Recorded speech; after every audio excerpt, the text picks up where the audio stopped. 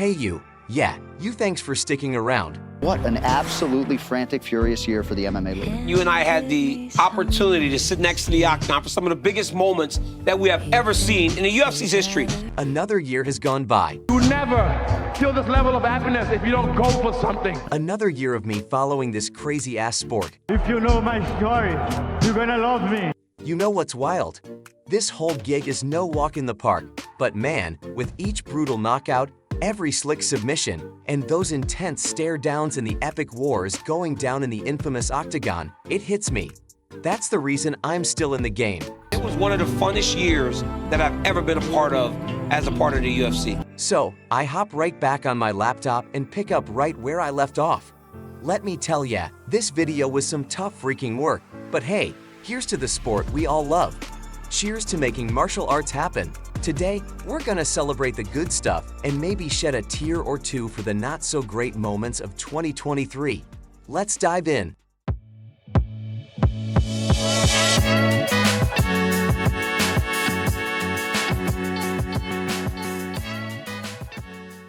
Man, reflecting on 2023, I gotta say, 2024 better bring its A game if it wants to outdo the craziness of this past year. It's been one heck of a ride. The greatest face-off, no doubt. Talk to me about the stare down a little bit. Not intimidation. It's already happening. So you don't have some guys are really good at it. The face-off, be it at the press conference or the weigh-in, is like the pregame of the fight. It's not about throwing punches just yet. It's all about emotions and mind games. Picture this. Two athletes, destined to go all out on live TV, doing their best not to start a brawl right there and then. The next three face-offs, pure madness, packed with hype, intensity, and a weird mix of mutual respect. It's like a roller coaster of emotions, man. Remember that epic showdown we were all hoping for between Hamza Chimaev and Kamaru Usman?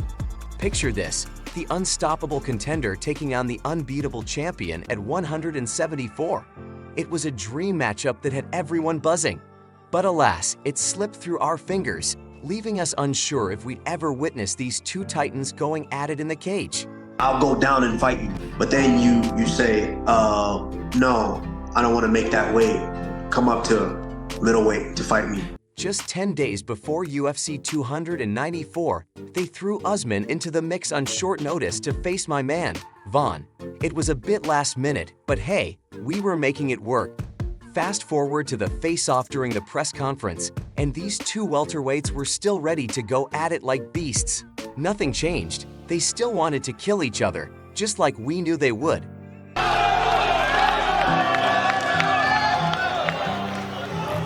Israel Adesanya versus Alex Pereira. So, check this out.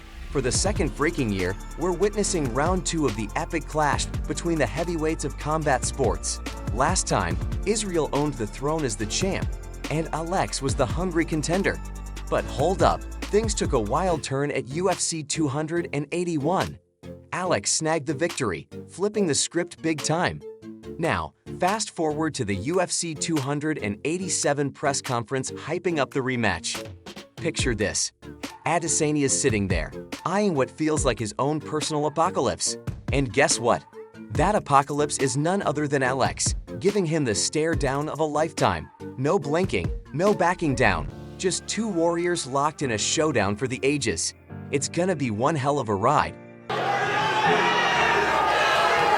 Incredible, boys. Thank you. Winner Alex Pereira versus Yuri Prochaska. Stare-downs and face-offs hit a whole new level when there's some extra spice in the mix, be it historical significance or lingering bad blood. But you know what's wild? When you've got two fighters who are basically the classiest dudes on the planet, and yet they're giving each other the death stare like they've been in a family feud for decades. Let me paint the scene for you. Picture this engaged stare-down between the former middleweight champ, Alex Pereira, and the ex-light heavyweight kingpin, Yuri Prochaska. The atmosphere was electric, the crowd losing their minds in anticipation of what was about to unfold. But here's the kicker. Alex and Yuri, they were locked in, staring each other down as if they were the last two people alive on this planet. It wasn't just intense, it was downright personal. You could feel the tension in the air, like they were carrying some ancient grudge that transcended the Octagon. And let me tell you, when the bell finally rang, the intensity only cranked up. This stare down set the bar high, showing that sometimes it's not about the beef, it's about the sheer raw intensity between two warriors. These guys turned a stare down into a cinematic experience, and the fight that followed. Pure insanity. Greatest on the mic. It's entertainment and it gets people. That's another reason why I used to do it. You're trying to sell the fight. So every time the new year rolls around, it's like a smack in the face reminding us why talking the talk on the mic is just as crucial as throwing punches in the ring. And hey, guess what? The WWE merger. It's a done deal this year. No wonder we witnessed more than a handful of verbal fireworks exploding in the UFC universe. It's like everyone's dropping pipe bombs left and right. You want every product you're involved with to be as popular as possible, whether it's a podcast, whether it's fighting, whether it's whatever it is. If no one's watching, no one gives a fuck, then you're not going to make much money, you're not going to get booked again, you're not going to be on the big cards. Runner-up Alexandra Pantoja. It's badass when you throw up one-liner after an epic display of combat. The double tap does what the fuck he wants! So, picture this, right? You're out there, giving it your all in the Octagon, leaving everything on the line. And then boom, you find yourself in this surreal moment. Fantasia, the dark horse of the most underrated division, just snagged the gold at UFC 290. And get this, no big ego trip, no screaming about being the best in the world. Nah, Fantasia just takes a moment, looks at his family at ringside, and wonders if maybe, just maybe, his old man would finally be proud of him. Life's wild man. My mom take care of me and my two brothers alone, you know? Now, Dad, you proud of me, Dad. You proud of me. Runner-up, Dricus du Plessis. So I had this grand plan to throw Sean Strickland into the UFC 293 press conference mix. You know, make it a real hail-raising showdown. But guess what?